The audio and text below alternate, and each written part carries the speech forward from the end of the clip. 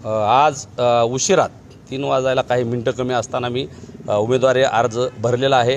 माझ्या सहकाऱ्यांना आणि समाज बांधवांना वाटतं अचानक असा निर्णय का घेतला, तर मला सांगायचं आहे काही गोष्टी आहेत की काही लोकांचं म्हणणं आहे राष्ट्रवादीचा उमेदवारही आपल्याला नको आणि भाजपच्याही उमेदवाराला नको मतं द्यायची, कुठल्याच पक्षाच्या उमेदवाराला मतं नको। मग आपण काय करायचं, तर आपला मराठा समाज म्हणून आपला दबाव गट राहिला पाहिजे। समाजाच्या मागण्या सगळ्या सोयरेच्या जी अधिसूचना आहे तिची अंमलबजावणी झाली पाहिजे आणि 50%च्या आत ओबीसीतून आरक्षण मिळालं पाहिजे, ही जी भूमिका घेईल त्याच्या मागं समाधान राहिलं पाहिजे असं समाजाची भावना आहे। परंतु आत्तापर्यंत जे प्रमुख 2 पक्षाचे उमेदवार आहेत त्यांनी याबाबत स्वतः भूमिका तशी घेतलेली नाही आणि त्यांना विरोध म्हणून आणि त्यांनी ही भूमिका घ्यावी म्हणून मी उमेदवारी आज शेवटच्या दिवशी आमच्या काही सहकार्याच्या आणि समाज बांधवांच्या आग्रहास्तव दाखल केलेली आहे आणि येणाऱ्या काळात आम्ही समाजाची व्यापक बैठक घेऊन पुढील निर्णय त्यामध्ये ठरवणार आहोत। दोन्ही पक्षाकडून संदिग्ध भूमिका घेतली जाते आरक्षण प्रश्नावर, यामुळेच आपल्याला उमेदवारी अर्ज आलाय का? हां, जे 2 उमेदवार आहेत आदरणीय पंकजाताई आहेत त्यांनीही सगळे सोयऱ्याबाबत किंवा ओबीसीतून मराठ्यांना आरक्षण देण्याबाबत भूमिका स्पष्ट केलेली नाही।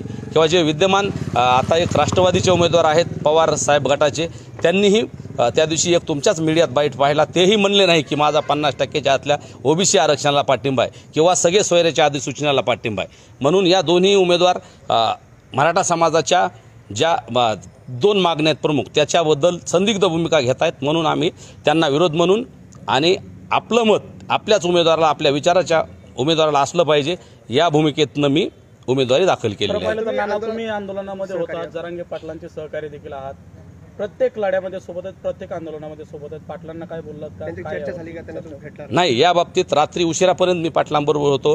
ते बिचारा देव माणूस आहे, त्यांनी रात्रीचा दिवस आणि दिवसाची रात्र करून समाजासाठी ते झटतायत आणि मी बघितलं रात्री त्यांना ॲडमिट करावं लागलं। गेले 7-8 दिवस झालं आणि तसे तर 8-9 महिन्यापासून आम्ही कुठलेही कार्यक्रमाला रात्रीचा दिवसाची रात्र करून आम्ही सगळे फिरतोय, तरीही या मुद्दा सरकारने सोडला नाही आणि विरोधी पक्षांनी सोडला नाही। उलट जरांगे पाटलांना सगळ्यांनीच अडचणीत आणायचा प्रयत्न केला, परंतु आजची उमेदवारी ही माझी वैयक्तिक आहे, याला जरांगे पाटलांचा कुठलाही पाठिंबा नाही किंवा त्यांनी सांगितलेलं नाही। फक्त 1-2 दिवसात त्यांची आम्ही वेळ मागितलेली आहे, भेटले तर त्यांना मी सविस्तर माझी आणि आमच्या सहकार्याची भूमिका सांगणार आहोत आणि हे जे प्रमुख पक्ष आहेत ते आपली कशी दिशाभूल करतायत हे सुद्धा पाटलांच्या कानी घालणार आहोत आणि अंतिम निर्णय पाटलांचा जो असेल तोही मान्य केला जाईल, समाजाचाही जो निर्णय असेल तो मान्य केला जाईल, परंतु कुठंतरी सगळ्या सोयऱ्याची अंमलबजावणी झाली पाहिजे आणि मराठा समाजाला ओबीसीतून 50%च्या आत आरक्षण मिळालं पाहिजे या भूमिकेचं समर्थन करणाऱ्याच्या उमेदवाराच्या पाठीमागं जनतेने राहिलं पाहिजे।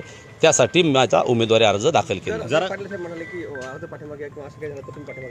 मनोजदादा जरांगे हे जरी माझे मित्र असले तरी आज ते मराठा समाजाचे नेतृत्व करतायत, अंतिम अधिकार त्यांचा आहे। त्यांनी जर सांगितलं ना उमेदवारी पाठीमागे घ्या, 1 मिनिटात उमेदवारी पाठीमागे घेईल आणि अशा 100 उमेदवाऱ्या मी त्यांच्यासाठी आणि मराठा समाजासाठी पाठीमागे घ्यायला तयार आहे। परंतु दादा रात्रीचा दिवस करतायत, दिवसाची रात्र करतायत, तरी दोन्ही उमेदवारांनी किंवा अन्य इतर जिल्ह्यातल्या एकाही उमेदवाराने त्यांची भेट घेतली नाही किंवा मराठा समाजाच्या बाबतीत त्यांनी स्पष्ट असं पाटलाकडे जाऊन भूमिका सांगितलेली नाही, म्हणून आम्ही ही उमेदवारी दाखल केलेली आहे आणि याचा अंतिम निर्णय पाटील साहेब घेतील, मराठा समाज घेईल। आंदोलन होतं ते मराठा आरक्षणासाठी होतं, त्यांनी कुठल्याही जाती धर्माला विरोध कधी केला नाही, त्या मुद्द्यावर मला अजून जास्त डिटेल बोलता येणार नाही, परंतु दादांची भूमिका ही कुठल्याही समाजाच्या विरोधात नाही ना। ते ओबीसी समाजाच्या सर्वसामान्य माणसाला कुणाला नावं ठेवतात ना कुणालाच, फक्त पुढाऱ्यांना ते ज्यांनी आमचं आरक्षण इतक्या दिवस आम्हाला मिळू दिलं नाही त्यांना टार्गेट करतायत। मग ते मराठ्याचे असतील किंवा अन्य ओबीसी समाजातले जे कोणी नेता मराठा आरक्षणाचा आडवा येईल त्याला दादा आडवं करण्याची भूमिका घेतात।